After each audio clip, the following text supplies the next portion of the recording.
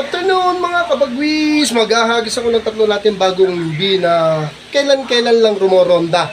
Yung Grisel, yung Blacktail, tsaka yung ano ba yung isang yun? Grisel, Blacktail, tsaka yung isa pang Grisel din. Bali dalawang Grisel to. So puro YB talaga to. Tignan natin kung anong angas nito dahil pinaprepare ko to bukas.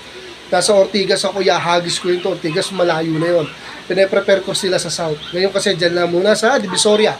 First chan nila pero Divisoria kagad. Ito sila oh. Ayan yung tatlo.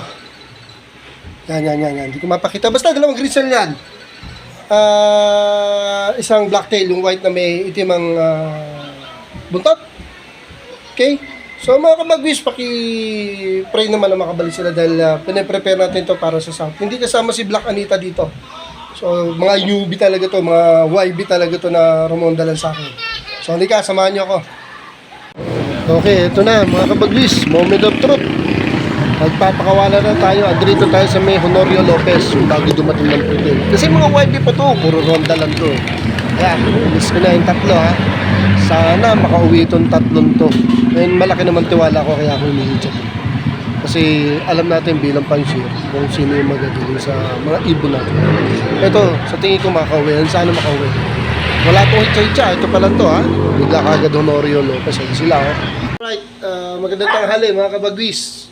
So, yung mga hinagis ko kanina sa Honorio Lopez, luckily, and thanks God, nakauwi yung tatlo. Hindi ko lang na-monitor ko anong oras sila nakauwi. Kung malaga nakauwi. Yang Bing, YB na YB talaga yun. Nagdududa pa nga ako bago ko i-check, kaya lang talagang nga, gaya na sabi ko.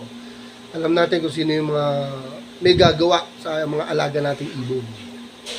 So yun, thank you. At tayo napauwi natin yung tatlo. Bukas ulit, i-check na mas malayo. Alam nyo kung saan? Sa may San Juan or Pasig.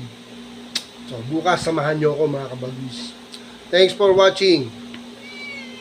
Thank you for watching.